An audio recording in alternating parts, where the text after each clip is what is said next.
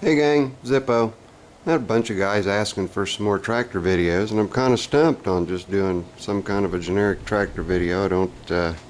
I've got a couple on my list of things that guys want me to do that today isn't giving me time to get any of them done, unfortunately.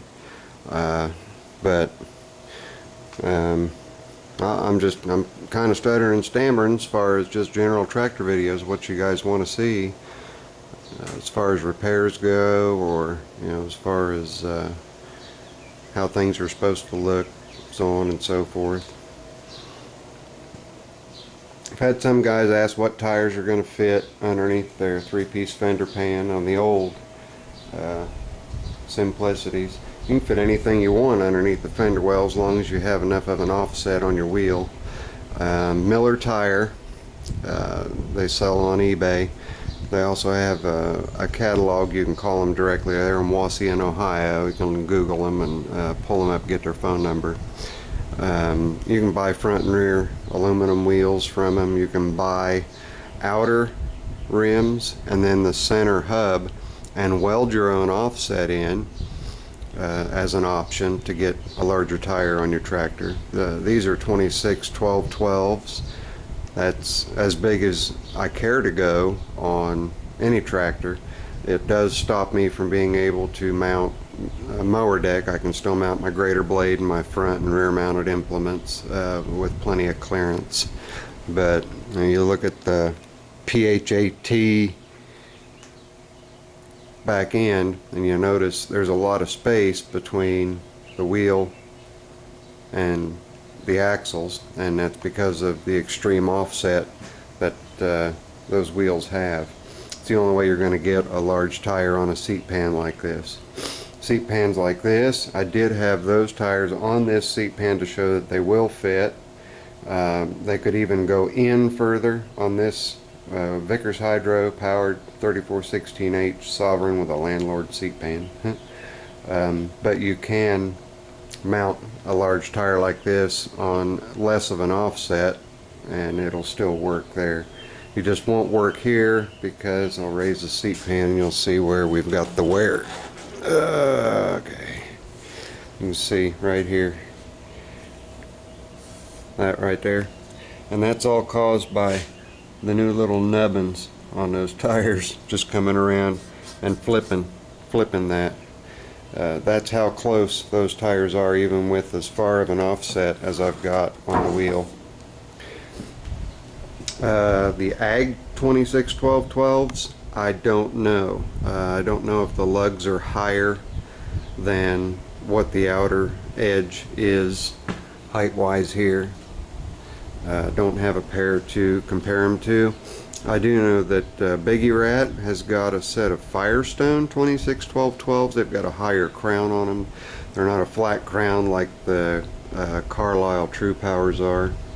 And he does have those on a similar pan setup like that with, I think it's just a standard offset wheel if I'm not mistaken. I'm not positive, but I can call him, check with him if it's that big of a deal. And then the front tires, people's asked me how big of a front tire can you put on. There again, I'm going back to Biggie Rat. He has put, I believe they are 18 9.5 eighths or something to that effect on the fronts, but he has put 4-bolt hub adapters on his kingpins to bolt those larger tires onto to set them out far. Trying to remember what he calls his big boy, I think is what he calls it, big boy, that's got the really big tires on the front, so you can put them on the front. As far as implements go, again, you'd have to check with Biggie Rat on the fronts if they would get in the way of putting a mower deck on or something to that effect. But you can put some real decent sized tires on these as long as you do a little bit of planning, a little bit of checking, seeing what's out there on the market. But like I say, on eBay you got Miller Tire. There's also K Morrow. I don't know if he has the wheels and the centers separate so that you can weld your own centers in or not. And it'd be pretty easy to do to weld them in. You take your outer ring, lay it on a flat surface, set your dish in the flat surface, and just stack up pieces of 1-inch plywood or 1-inch wood and little scraps like that up on your underneath side to get the inner dish. When I say inner dish, I'll show you here on the old 725. Okay, you can buy the outer rim in up to 12-inch widths from Miller Tire, and then you can buy just this piece with the 4.5 on 5 bolt pattern, which allows you to weld your rim and your center plate where you want it to get your desired offset. Of course, these are 6-inch wheels here. They're nice and narrow. You can fit those on just about anything. These are what I use on the outsides of my duals. And that's something else. A lot of people, the sticklers out there that want the original adapters, that's great. They're hard to come by. They think that they can use Cub Cadet adapters and adapters from Massey's and different ones like that. Wheel horse adapters you can use. It's an interesting box cage setup that they made. You can use those without much of a problem because you're not having to worry about the size of the hub. But where the problem comes in with using the, let me back this up a little bit, where you come into a problem with mounting anything but a Simplicity built spacer is that the hub and your lock nuts for your positive traction differential, for your limited slip diff, is too large, and so when you put the adapters on, these bolts hit. There is a way to get around that. All you've got to do is get a set screw with the same pitch, thread pitch, that has an Allen head on it that will recess it down into the hole to get it out of the way. And you may still have to do a little bit of mill work on one end, on the mounting end of the adapter. But the adapters that I use, a guy came up with the idea, and then Miller Tire liked the idea and took it over themselves, is using these poly rings. This is actually industrial drainage pipe. It's a 12-inch industrial drainage pipe, and he's cut a relief into them for the wheels that have the outer facing valve stems, like this here. You see the valve stem sticking out the outside of the wheel instead of being mounted on the inside. That lip allows for you to mount like that. I think Cub Cadet stock wheels have those on them. I know John Deere's do. But these rings, they just go on the outer lip, and then you just use carriage bolts. They'll mount, when you mount them, they mount right to this outer lip right here. And it's just a compression fit. So you'll run your carriage bolts through the holes, and you'll need to know the length, which will be the distance from here plus 1.5 inches to the outer edge of your wheel to know how long your carriage bolts need to be. What I do, I just buy really long carriage bolts and then whack off what I don't need. That's the easiest way that I've found to do it.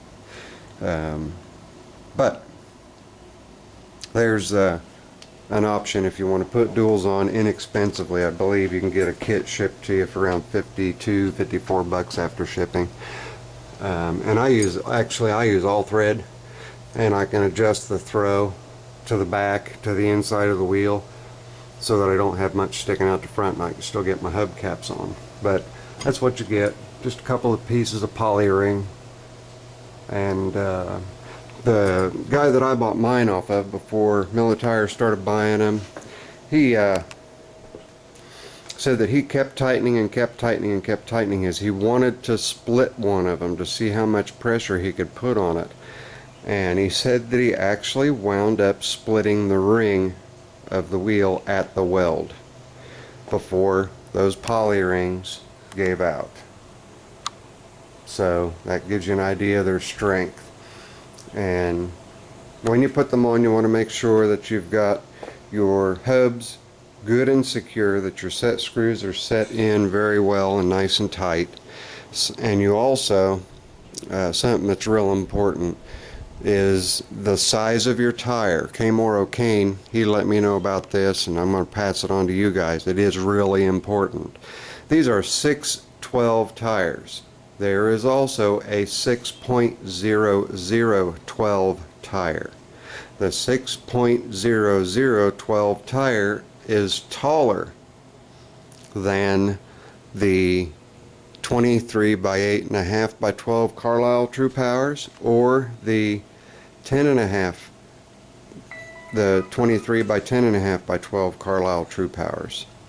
So you need to make sure that you get just a plain old 612, not a 6.00, because then what that will do, that will make these tires taller than your inside tires, and it'll put undue stress and strain on your axles. It's quite a long throw, because you're going to have them, way out here, and if these are the load bearing, you just in my opinion, and I agree with Kane wholeheartedly, you don't want to put that much tension on the outside. You just want them to assist in traction. Something else, make sure you've got a good 12 pounds of pressure on the inner tire. Drop your pressure on the outer tire to 2 or 3 pounds, so they will give when they hit a rock or what have you, and there's going to be less of a tendency of lift. The tire is going to give instead of lifting and putting stress on the axles. So keep that in mind. Inner tires full pressure, outer tires drop them down as low as you can. 2 to 3 pounds of pressure is plenty. It'll keep them seated to the bead, especially if you've got inner tubes in your outer tires. I have mounted 2 sets of 23 8.5 12s. Did the same thing. Made sure the inside tires had the proper pressure. Brought the outside tires down to 2 or 3 pounds of pressure, so that, again, any obstruction that I would hit, I would be sure to let the tire collapse and not take the brunt and lift that side of the tractor and put undue stress on your axles, because it is very possible, and I've seen it done a number of times, to crack that axle tube. It does kind of a funky spiral crack. It'll start in one spot and go around clockwise or go around counterclockwise till it meets in with the transmission. So you got to be real careful about what you do, why you do it, and think it out, plan the whole thing out.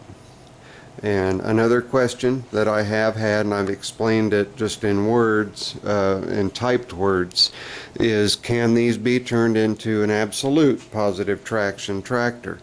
Yes, and it's also very easy to do. Very, very easy to do. All you do is remove the outer nuts on your differential. This is your differential here on the right side of the tractor.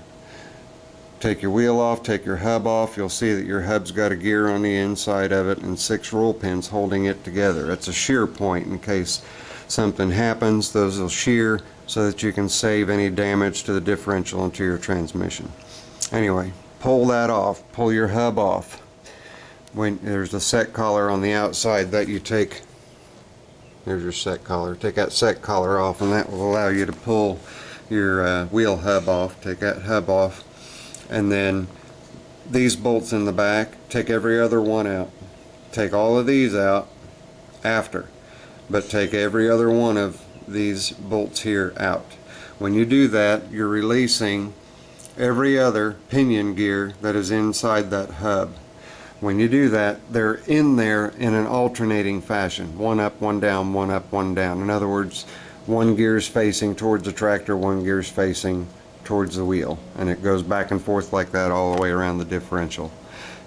Take all of the ones that you've taken the every other bolt out, take all of those gears and springs and turn them around, then put everything back together.